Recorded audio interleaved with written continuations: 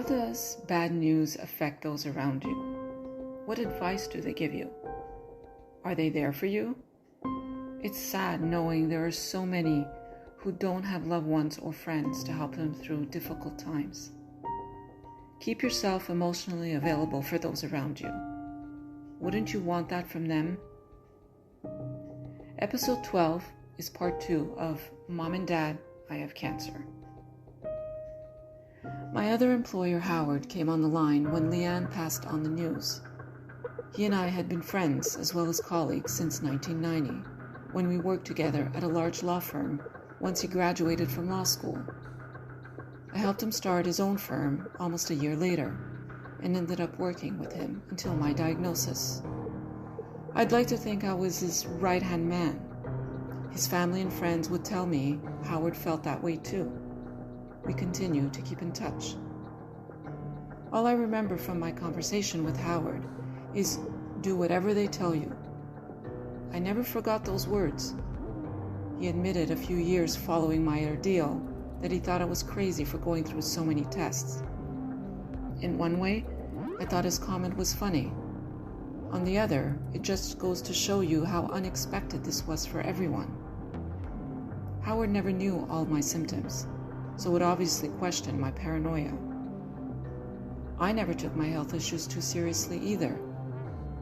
If the helpline nurse wouldn't have told me to go to the hospital, I don't know where I would be today.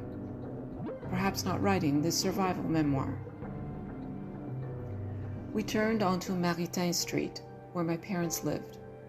As I stared out the window, the homes, the cars, and the people began to appear further than they actually were. The drive up to the house was unusual. I felt everything pulling away from me, and a sense of loneliness encircling me. The detachment was so strong, I almost felt consoled. It's amazing how our brains cope at a different level during trauma. So how the heck was I going to tell my parents their baby girl has stomach cancer, and I would need a risky operation? I had no recollection of the exchanges between Mariano and myself during the drive, or the thought process of what I could say to my family. Mariano tells me, "You were quiet and you weren't crying."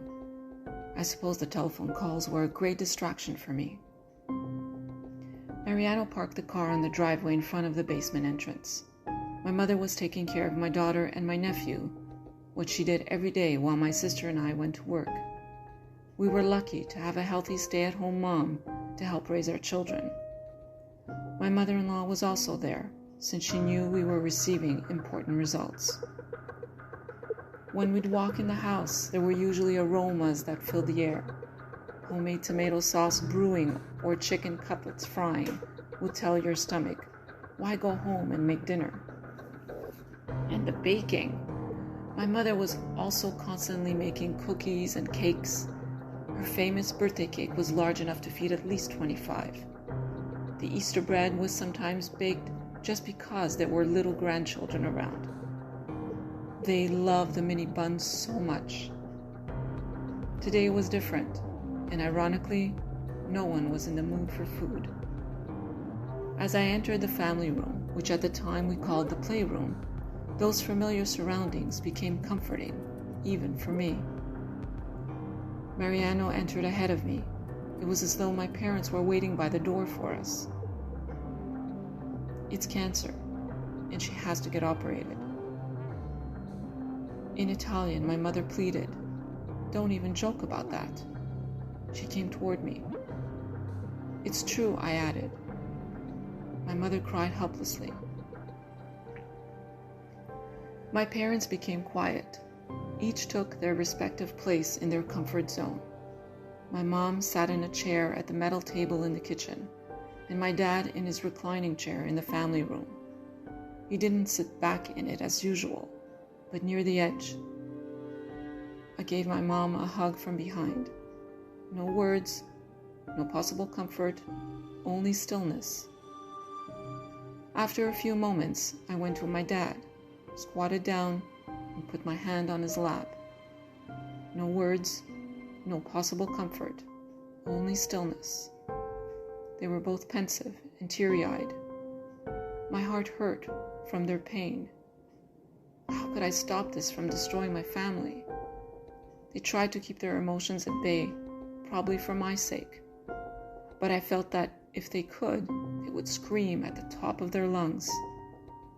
They knew what this meant. They dreaded what was to come. I didn't cry. I couldn't. I had to be strong. Being in control during critical times was normal for me. At that point, my emotions were unknown. My state of shock protected me, like an armor, to mask all that was fuming inside. But even in this unrecognizable and vulnerable state, how could I be so unyielding? Listening and being present in someone's life should not be an effort. It should be in your heart. Your life can wait a moment. Thanks for listening.